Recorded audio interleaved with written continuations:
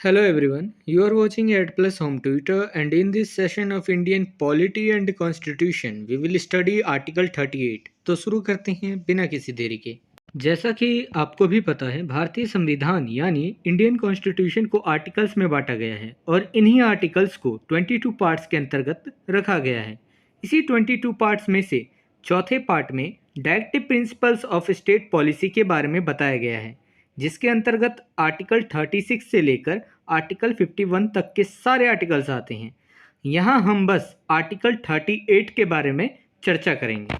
देखिए, मैं पहले कंटेंट को इंग्लिश में रीड करूँगा, फिर उसकी मीनिंग आपको हिंदी में समझाऊँगा ताकि आपको कंसेप्ट ज़्यादा से ज़्यादा समझ आ सके। Article 38 says, State to secure a social order for the promotion of welfare of the people. Article 38 के तहत लोगों के कल्याण को बढ़ावा देने के लिए एक सामाजिक व्यवस्था को सुरक्षित करने के लिए स्टेट यानी राज्य जिम्मेदार होगा। अब स्टेट को ये जिम्मेदारी दी गई है कि सामाजिक व्यवस्था वह सुरक्षित रखे और बनाए रखे और लोगों के कल्याण का ख्याल रखे, तो ये जिम्मेदारी दी गई है। तो ये आर्टिकल 38 में यही बताया गया है। आगे इसके कुछ क्लॉज हैं, क्लॉज 1 और 2, वो हम पढ़ते हैं। The state shall strive to promote the welfare of the people by securing and protecting as effectively as it may a social order in which justice, social, economic, and political shall inform all the institutions of the national life. State एक सामाजिक व्यवस्था को सुरक्षित और protect करके लोगों के कल्याण को बढ़ावा देने का प्रयास करेगा, जिसमें सामाजिक, आर्थिक और राजनीतिक न्याय, साथ ही साथ इनके अलावा राष्ट्र के जीवन के लिए अन्य सभी संस्थाओं को यह इन्फॉर्म किया जाएगा कि इनका पालन हो, यानी आर्टिकल 38 का पालन हो सामाजिक व्यवस्था को सुरक्षित और प्रोटेक्टेड बनाए रखने के लिए और लोगों के कल्याण को बढ़ावा देने के लिए।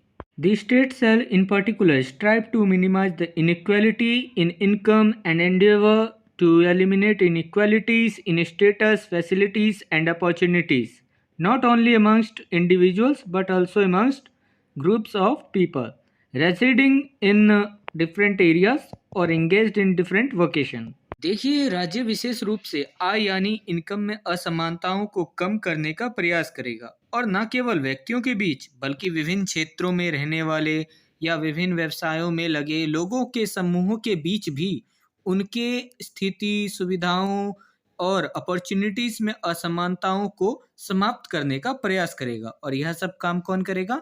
स्टेट यानी राज्य। If this video is helpful for you, then please like and share this video, and if you want see some more these type of videos, then subscribe the channel and click the bell icon and select the all option for upcoming videos. And I hope you have a great experience by watching the Ad Plus Home Tutor.